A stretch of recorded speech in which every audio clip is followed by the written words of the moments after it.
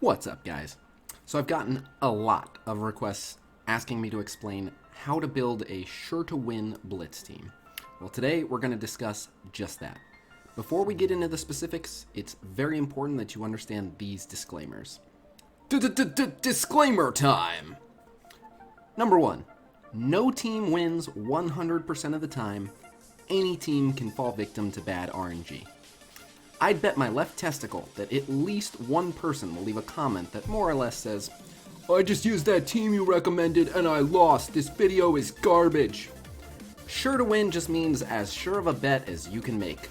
I literally used one of my Sure to Win teams earlier today on stream, and for no particular reason, Doctor Strange's revive, which is supposed to be a guaranteed revive, by the way, didn't resurrect my Hawkeye, and I lost. And I dropped a full tier. Yeah, let's jump on her. Oh, chain the wrong way. Because of how much damage Iron Man does, I'm not wasting an Iron Man auto. Oh shit, I gave Gamora an extra turn. That's okay, let's revive Hawkeye. What? That's a guaranteed revive, Strange! Strange! How dare you! You're gonna cost us this fight! Look at all the minions! Strange! Strange, why? No, not like this! What, Strange? No! Strange, you Sometimes enemy Spider-Man evades 26 times in a row. Sometimes it's just out of your hands. This also leads me into my next point, number 2. You still need to pick good matchups and play the fights correctly. I don't think I need to explain this one. Don't blind pick your opponent, and don't assume these teams will win on auto fight. Number 3. I've only personally tested most of these. There are power gaps in my roster that don't allow me to test every one of these possible combinations. In theory, most of these combos should win most of the time. The ones I've used personally have passed the test. Number 4. Of course you can win in Tier 8 with other characters. The ones I'm listing here are the ones I find to be the most reliable, but by no means is this the only way. I completely believe that you won in Tier 8 with Thanos, or with Thor, or with Ronin. Okay, I don't actually believe that you won with Ronin, but you get it. I just don't think you'll win as reliably. Alright, on to the meat and potatoes. How to build a Sure2Win Blitz team. So, pictured here is the chart that is also in the video description below.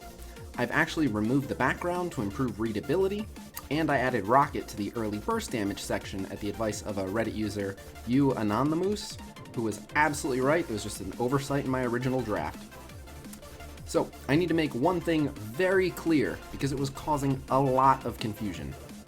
Yes, I am telling you to pick characters to fit 6 roles.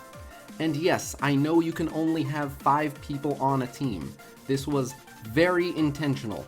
The purpose of this graphic is to illustrate who fills multiple roles at once.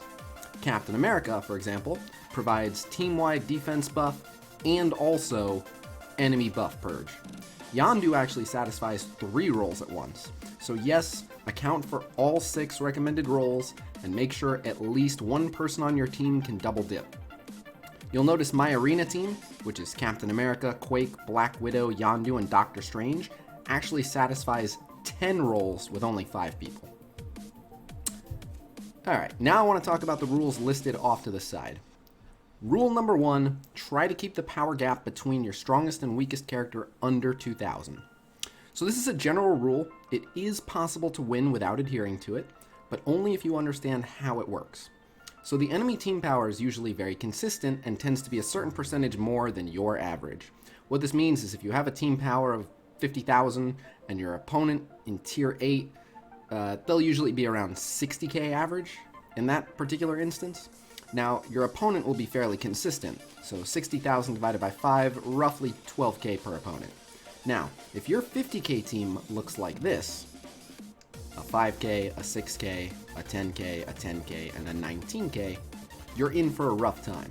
This is because although your 19k character will smash the enemy, your 5k and your 6k will hit for next to nothing and die very quickly, leaving you in a 3v5.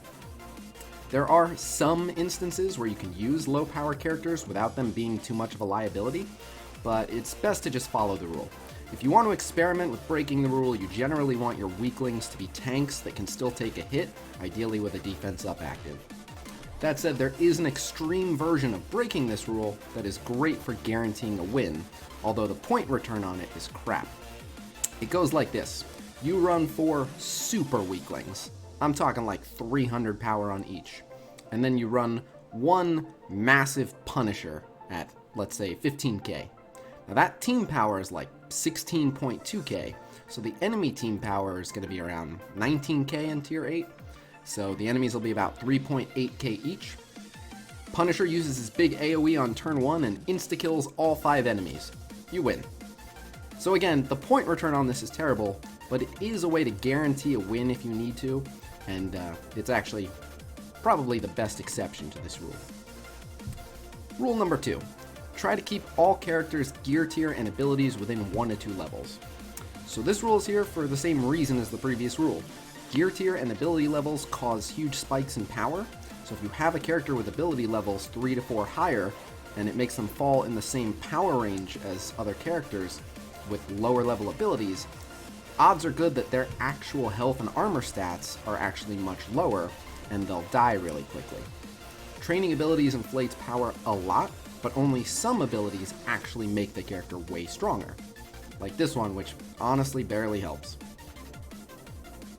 Alright, so let's do a quick breakdown of each role and why some champions didn't make the cut.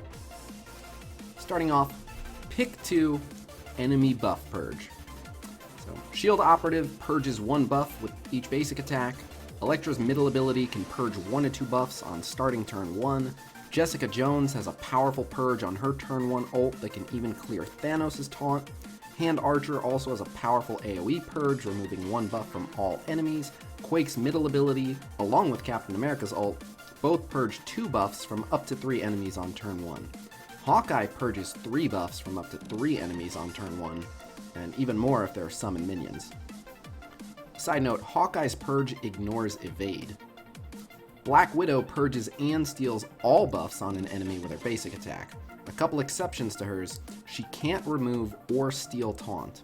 She also only removes 1 counterattack stack if there are multiple, and none if there are only 1, as her attack activates a counterattack response. Yondu's passive always purges and copies 1 enemy buff at the start of each turn. His passive will not purge or steal a taunt, however. That said, he also purges 2 buffs with each basic attack. Doctor Strange's middle ability is the best buff purge in the entire game, as he converts all positive enemy effects into negative ones, and that's on turn 1. Example, offense up would become offense down. He converts taunts and most other buffs that don't have opposites into bleed stacks. Very powerful. However, an evade buff will allow the enemy to dodge this, so beware. As for the people that didn't make the cut, Vision, Hydra Grenadier, etc. So there are more characters that do have buff purges, but seeing as you're only going to be able to assemble maybe 5 or 6 of these Sure2Win Blitz teams at most, I didn't bother including 7th string picks like Hydra Grenadier or inconsistent purges like Vision. The characters I presented in the chart are the better options. Up next, pick 1 massive AoE damage. So all of the characters here have big AoEs that hit up to 10 targets and can change a match in 1 move, especially if you have offense up on that character or the enemy has defense down. Quake, Yondu, Rocket, and Crossbones all typically need 2 turns, at which point they unleash devastation on their 3rd turn. Iron Man is here because his AoE is ready on turn 1 for decent and unavoidable damage, and with Avenger synergies or speed up, he's very likely to be able to use his AoE twice in 1 match. Everyone in this category fills multiple roles except Crossbones. So who didn't make the cut? Thor was an honorable mention for this category. The damage on his ult is adequate, but it takes him 3 full turns before it's ready, and he's a slug. Also, he fills none of the other roles. So you can use Thor, but if he's your only AoE, it's much more difficult to synchronize that with the offense ups or the defense downs. People also asked about Thanos. Thanos' 190% damage sounds okay, but his base damage is pretty low. I just can't quite call this a massive AoE. Up next, pick one team-wide defense buffs. Pretty straightforward. Hand Sentry gives evade to 4 allies. Mercenary Riot Guard gives defense up to 4 allies, while Luke Cage defense ups everyone for 1 turn. Kingpin defense ups everyone for 2 turns. Captain America gives defense up to himself and 3 others. Who didn't make the cut? So Drax is a suitable replacement for anyone in this category in most cases. His auto taunt on spawn is just as useful in a lot of cases. That said, if his initial taunt is purged, he doesn't recover by protecting his entire team quite as well as the others shown here. So I'd say Drax is about 80% as reliable as these guys, but you can definitely use him. Up next, pick one damage with utility. So this section is easily the most chaotic. Utility is a broad term.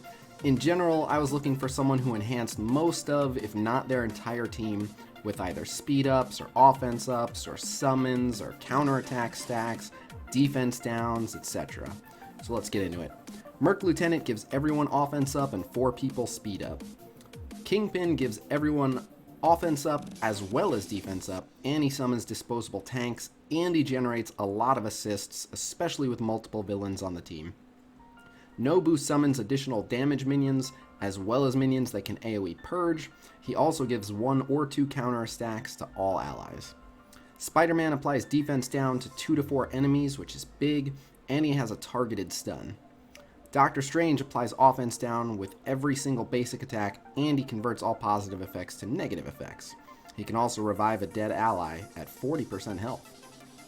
Black Widow can give 2 turns of speed up to all allies and also has a targeted stun, in addition to a buff steal. Hawkeye can auto-remove stealth and deal extra damage, as well as apply blind to an entire enemy team. Yondu can summon damage-dealing minions, as well as steal and purge buffs. So who didn't make the cut?